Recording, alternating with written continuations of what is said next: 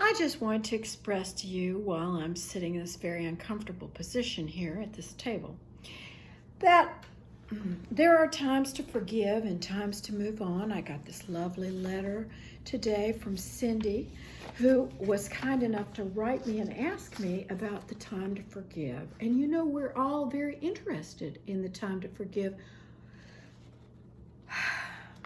aren't we? You know, let me explain to you Cindy's situation without going into her exact detail. Her husband was married to her for several years, and they have 2 children, and maybe it's 3. Anyway, he cheated on her in the first year of their marriage, and then he went to sex addiction rehab, and then he cheated on her again. He did. And my feeling about this, ladies and gentlemen, is, and I don't care what sex you're, do have some tea. I don't care what sex you are.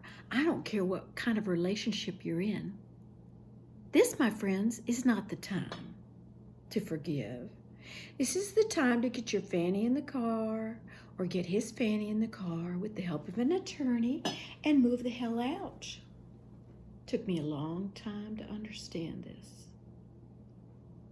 There's nothing God wants about forgiveness in the situation, although you can forgive what I mean is, you can say to yourself in the privacy of your own home,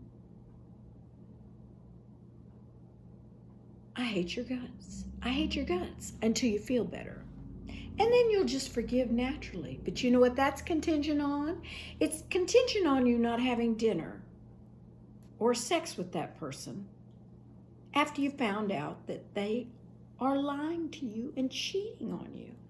Something in you, now she said in her letter that she's learning to forgive and not to scream at him. You know why you're screaming? Because you haven't said quietly in a text or some other form of communication, time for you to go.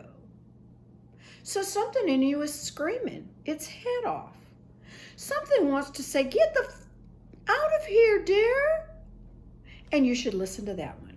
And if you have a therapist who is not working in conjunction with this particular sentiment inside you, you are with the wrong therapist, dear. You are. Time to forgive, and there's a time not. Well, always time to forgive, not always time to have dinner, as I have said many times, certainly not time to have sex. And even my dog would know better. I feel sure of that. Took me a long time to understand the rules as they pertain to the universe. And some therapists do not know. Some therapists are dumb as logs.